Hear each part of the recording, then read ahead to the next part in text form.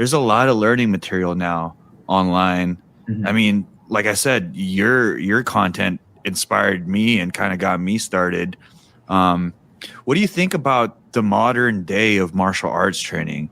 Do you think you need a home gym now, or you can kind of just gym hop and have your own vlog? You know what I mean? Kind of like what you're doing. I kind of called you the modern day Bruce Lee because you're documenting Bruce Lee had a journal, right? Mm-hmm. Yeah. You have a vlog. Like everything is kind of, I mean, you might have some videos that you have private just for your sake, you know what I mean? But essentially you're keeping a database of your knowledge and your journey. Do you think now there's enough tools and resources online to become an adept martial artist independently? Good question. I think that I've sparred a bunch of 15 and 16-year-olds that are significantly better than when I was 15 or 16-year-old, which just shows that like now they have access to online tutorials and they can learn so much faster. Because right now, if you come to a class, there can be minimum 30 to 50 people in a class, and there's just simply too many students to pay attention to everybody. So you either got to pay for privates or you got to kind of watch the tutorials and practice on your own.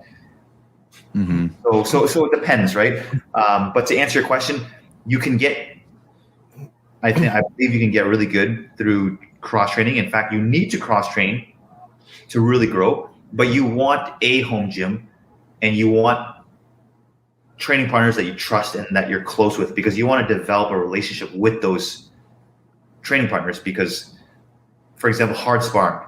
Mm-hmm. Hard sparring with someone that you just met is good to a degree because you don't know what he's going to do. Right. But it's also very dangerous.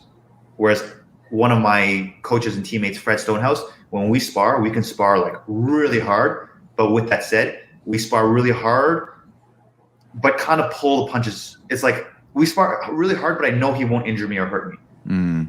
Like he will chop my leg to the point where I'm going to limp, and then he'll throw like a super hard, fast high kick.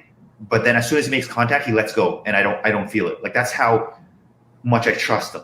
Mm. So you need that kind of training partner. But then sometimes you need to challenge yourself and go to a gym and spar with someone you've never moved with because he's super awkward and just different. Right. And I guess like just thinking about it, if you spar with the same people all the time too, you miss out on that kind of edge, you know, that primal fight, the game speed of the technique, right? Yes. I wouldn't even say game speed because I can have that game speed with partners that I trust. Mm. I just know what they're doing. Whereas you go to different gyms, there's different styles.